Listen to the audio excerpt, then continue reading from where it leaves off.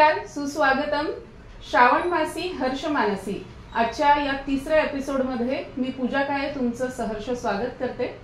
आणि श्रावण मासी हर्ष मानसी या सिरीजमध्ये आपण गेल्या 2 एपिसोडमध्ये श्रावण मासाचं चातुर्मासाचं महत्त्व, मग ते शारीरिकदृष्ट्या असो किंवा आध्यात्मिकदृष्ट्या असो, अशी माहिती आपण आपल्या एपिसोड्समधून घेतो आहोत.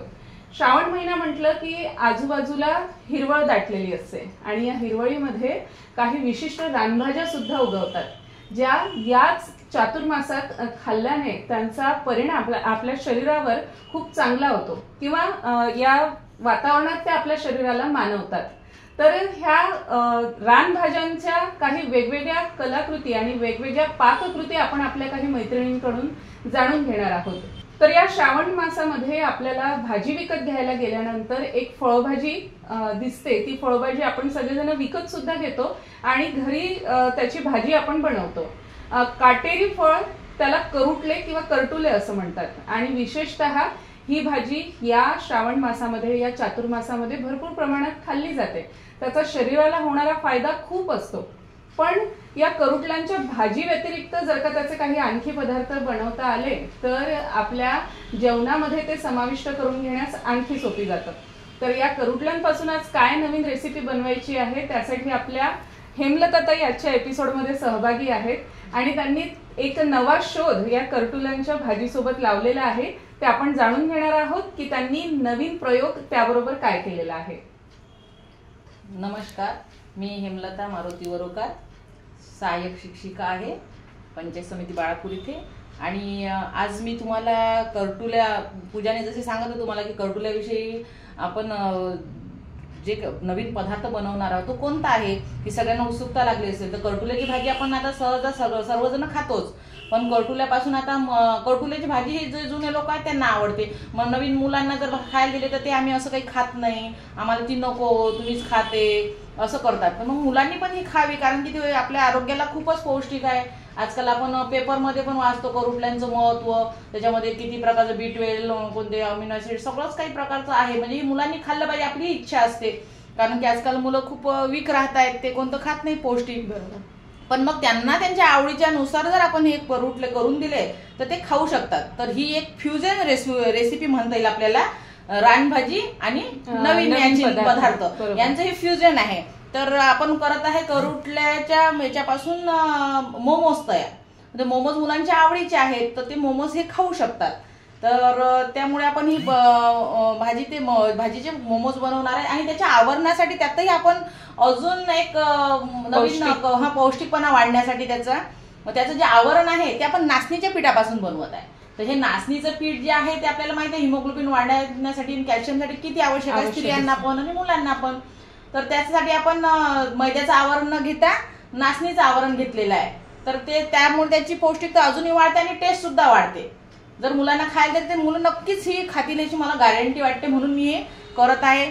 मी तुम्हाला रेसिपी सांगणार, तुम्ही तशी घरी करून पहा आणि नक्कीच रिप्लाय सांगा की मुलांनी खाल्ली की नाही. रेसिपीसाठीची खरंच एक्साइटमेंट आहे, कारण आपण मोमोज बघतो मुलं आवडीनं खातात, पण करुटल्यांचे मोमोज हे काहीतरी नवीन आहे. आणि हेमलताताईंना मला असं वाटतं की ही रेसिपी प्रत्येक गृहिणींनी आपल्या मुलांसाठी केली आणि विशेषतः आपण त्याच्यामध्ये नाचणीच्या पिठाचा समावेश करतो आहे, जो की मुलांच्या आणि आपल्या घरातल्या सगळ्यांच्याच आहारात समाविष्ट असला तर तो त्यांच्या सगळ्यांच्या आरोग्यासाठी खूप चांगला असतो. चला तर आता जाणून घेऊया ताईंकडून की नेमकी ही रेसिपी करण्यासाठी आपल्याला काय काय साहित्य लागतं. बघा, तर या रेसिपीसाठी आपल्याला साहित्य लागणार आहे हे चिरलेले करटुले किंवा करुटले आपण जे काही म्हणतो ते बारीक जरा थोडे चिरून घेतलेले आहेत. कांदा थोडा 2 कांदे चिरायचे, ज्यामुळे आपल्याला टेस्टी. शिमला मिरची आहे आणि कोथिंबीर आणि टाकलेलं आहे लसूण. आपण बघतो की जे मोमोज नेहमीप्रमाणे बनतात त्यामध्ये सगळ्याच भाज्या समाविष्ट असतात. आपण या करुटला पत्ताकोबी, त्यामुळे मी शिमला मिर्च आणि कांदा तर असतोच, फक्त याच्यात आपण थोडं पनीर सुद्धा किसून टाकू शकतो. पनीर सुद्धा त्यांना अजूनही टेस्ट वाढते. बरोबर. तर हे करुटले आणि शिमला मिर्च आणि कांदा, त्याच्यामध्ये पत्ताकोबी आणि त्यामध्ये लागणारे मसाले. त्याच्यामध्ये मसाले वगैरे जास्त काही नाही आहे. चिली फ्लेक्स लागतात आणि हळद, मोहरी, मोहरी जिरेचा तडका द्यायचा आणि मी चवीनुसार आपण मीठ यूज करू शकतो. बरोबर. आणि नाचणी. तर हे नाचणीचं जे पीठ आहे हे साधा आपण पाण्याने भिजवून घेतलंय. हे जे नाचणीचं पीठ आहे याच्यासाठी आपल्याला काय करावं लागतं की एका गंजामध्ये 1 ग्लास पाणी घ्यायचं, त्यात मीठ आणि तेल टाकायचं. मीठ आणि तेल टाकल्यानंतर त्याला उकळी आली की त्याच्यामध्ये 2 वाट्या नाचणीचं पीठ टाकून ते चांगलं एकजीव करून घ्यायचं एखाद्या चमच्याने आणि त्याला झाकून ठेवायचं 10 मिनिटं. त्यानंतर थोडं पाणीनुसार तुम्हाला जशी आवश्यकता वाटेल त्याच्यानुसार जसा गोळा बनेल तेवढं पाणी टाकून ते मळून घ्यायचं. बरोबर. आता साधारण कणिक तयार होते. साधारण 2 वाट्या हे पीठ आहे, तर याच्यामध्ये किती मोमोज आता बनतील? याच्या मध्ये 10-12 वर 12 बनतील मोमोज. ठीक आहे. तर जाणून घेऊया याची कृती की कशा पद्धतीने हे मोमोज आपल्याला तयार करायचे.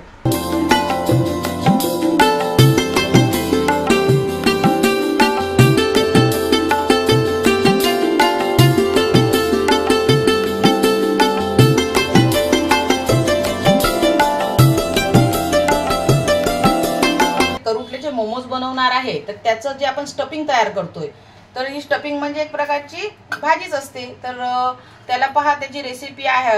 मी आता स्टार्ट करते. पहिल्यांदा आपण थोडं तेल टाकू. तेलाचा वापर कमी केला तरी छान होते.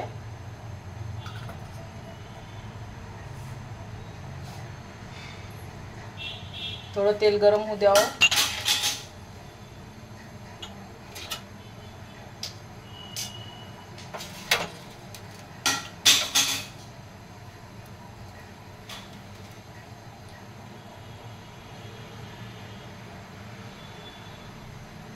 तेल गरम झालं की जिरं आणि मोहरी टाकून द्यायची.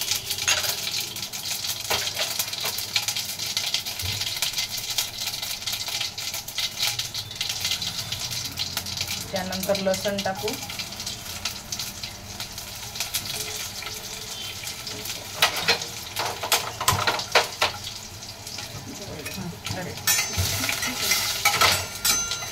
त्यामध्ये लसूण टाकल्यानंतर कांदा लाल होईपर्यंत परतून घ्या.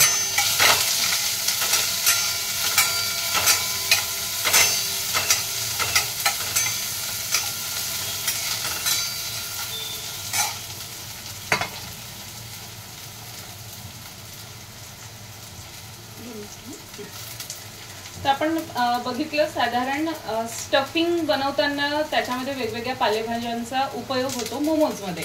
तर आता या करटुल्यांच्या मोमोजमध्ये सुद्धा आपल्याला स्टफिंग म्हणून भाजीच भरायची आहे. आणि ती भाजी अतिशय साधारण पद्धतीने जशी आपण जिरं मोहरी आणि कांद्याची फोडणी बनवतो त्या पद्धतीने फोडणी देत आहोत. त्यानंतर शिमला मिर्च टाकायचे. ती म्हणजे कांद्यासोबत होऊन जाते.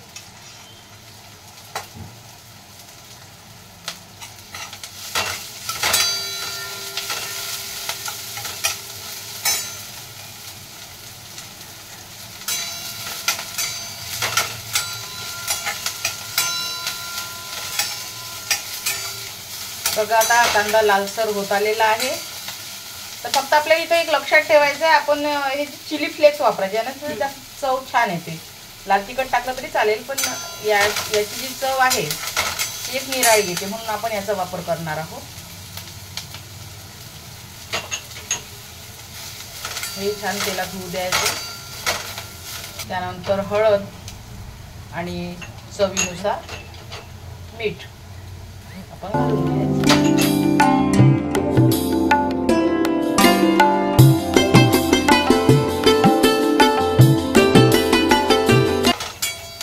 यामध्ये करटुले टाकून द्यायचे. साधारण हे करटुले शिजवायसाठी आपल्याला किती वेळ लागतो? 10 मिनिटं लागतात. आता याच्यामध्ये तुम्हाला कोरडे वाटतील ती आता आपण हे थोडासा ओलसरपणा पाहिजे याला भाजीला शिजायला. तसं करटुल्याचं पाणी सुटते थोडं पण एकदम हे बनत आहेत तर आपण थोडंसं पाण्याचा असा एक शिटकारा मारून हे शिजायला ठेवू शकतो. पाणी एकदम पाहिजे नाही. वरतून थोडी कोथिंबीर घालायची आणि हे छान 10 मिनिटं शिजायसाठी ठेवून द्यायचं. पाण्याचं पाहून घ्यायचं, वाटलं थोडं जास्त मारायचं. आता याच्यावर झाकण देऊन 10 मिनिटं शिजू द्यायचं. साधारण 10 मिनिटांपर्यंत आपण ही करुटल्यांची भाजी शिजू दिली आणि आता भाजी तयार झालेली आहे, म्हणजे आपलं मोमोजचं स्टफिंग. बघा ही आता 10 मिनिटांमध्ये छान भाजी झालेली आहे. याच्यामध्ये जर एकाचे चम्मच घातलं तर याचे 2 तुकडे होतात, जसं आपलं कारलं असते तशाच प्रकारे. थोडीशी आता याच्यावर कोथिंबीर टाकून घेऊ आणि छान आता भाजी आपली रेडी आहे. हे स्टफिंग तयार झालेलं आहे आपलं. यानंतर आपण मोमोजच्या आवरणाची तयारी करू. आपलं स्टफिंग आता तयार झालेलं आहे, तर आपण आता मोमोजच्या आवरणापासून म्हणजे आवरण आता लाटून घेऊ. आणि त्याच्या आधी आपल्याला काय करावं लागेल की पाणी गरम करायला ठेवावं लागेल इडली पात्रामध्ये. तुमच्याकडे इडली पात्रच घेतलं पाहिजे असं काही नाहीये. तुमच्याकडे जे वाफवायचं साधन असेल, कोणाकडे कढई वगैरे, कढईत स्टँड ठेवून स्टीमर मध्ये वगैरे हे बनवू शकतात. एअर फ्रायर मध्ये सुद्धा छान बनतात, क्रिस्पी. त्यामुळे आता हे इडली माझ्याकडे मी आता इडली पात्रातच करत आहे. तर इडली पात्रामध्ये पाणी घ्यायचं, ते गरम होऊ द्यायचं आणि इडली पात्राच्या याला तेल लावून घ्यायचं आणि हे यामध्ये ठेवून द्यायचं. आता त्याला उकळी येते तोपर्यंत आपण काय करू, आपलं स्टफिंग लाटायला घेऊ.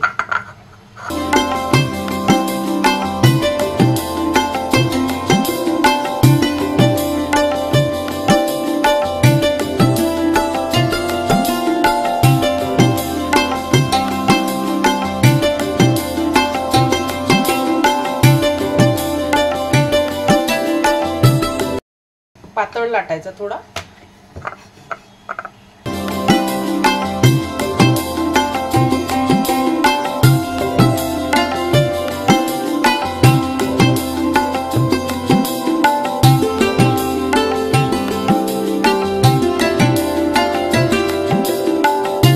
आता आपण काय करू, आपल्या मोमोसाठी गोल गोल हे पाहिजेत ना, तर आपण त्याच्या वाटीनं त्याचे हे पाडून घेऊ.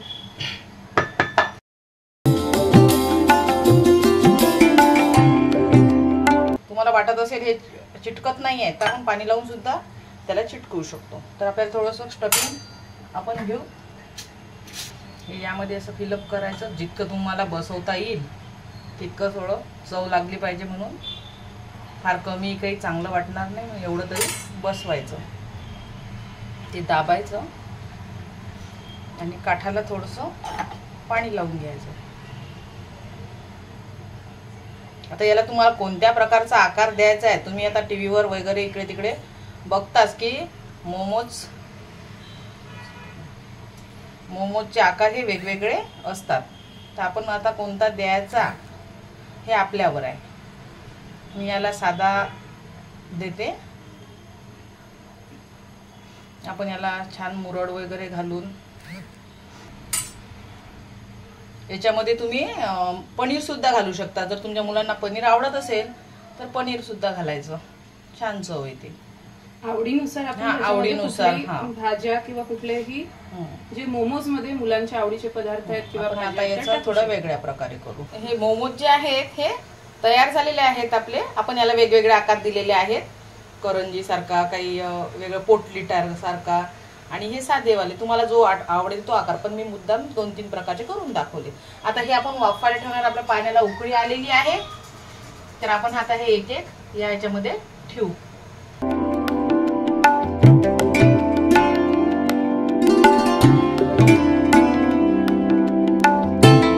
कमीत कमी 15 मिनिटं वगैरे याला आपल्याला ठेवावं लागतं. त्याच्यावर झाकण वगैरे ठेवून देऊ आणि 15 मिनिटासाठी ते वाफवून घेऊ.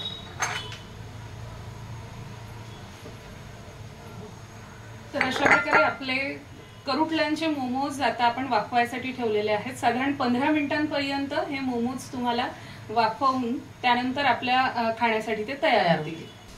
तर आजचे आपले करुटल्यांचे मोमोज तयार आहेत, जे आपण साधारण 15 ते 16 मिनिटांपर्यंत वाफवून घेतले.